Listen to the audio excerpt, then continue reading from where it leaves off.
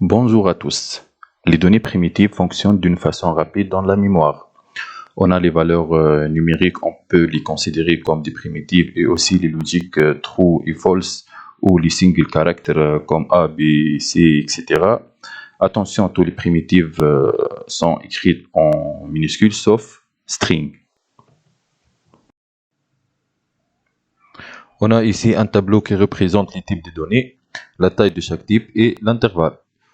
On a ici byte, la taille 8 bits, allant de moins 128 jusqu'à 127. On a short, la taille 16 bits, allant de moins 32,768 jusqu'à 32,767. On a int aussi, 32 bits, allant de moins 2 milliards jusqu'à 2 milliards. C'est une valeur approximative. On a ici, aussi long, la taille 64 bits, allant de moins 9E18 jusqu'à 9E18. C'est une valeur approximative aussi. On a aussi float, la taille 32 bits, allant de moins 3.4E38 jusqu'à 3.4E38. Et double, 64 bits, allant de moins 1.7E308 jusqu'à 1.7E308. Alors, attention, ici le string doit être toujours écrit en majuscule.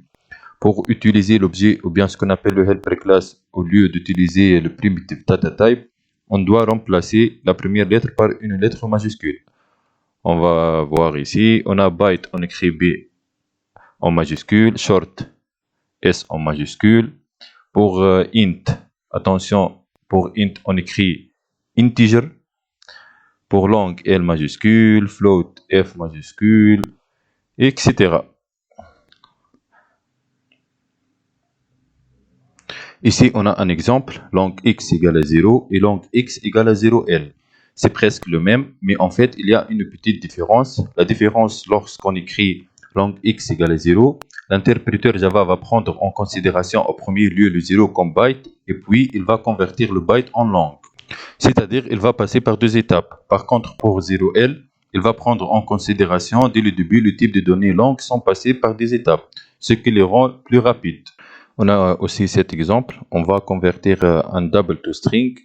On écrit double d égale à 805.48 et string s égale à double point to string entre parenthèses d. Pour avoir la valeur exacte à 100% et la valeur d'origine, on utilise big decimal. Et on utilise toString pour convertir le big decimal en une chaîne de caractères. Alors, merci pour me suivre et au revoir à la prochaine vidéo.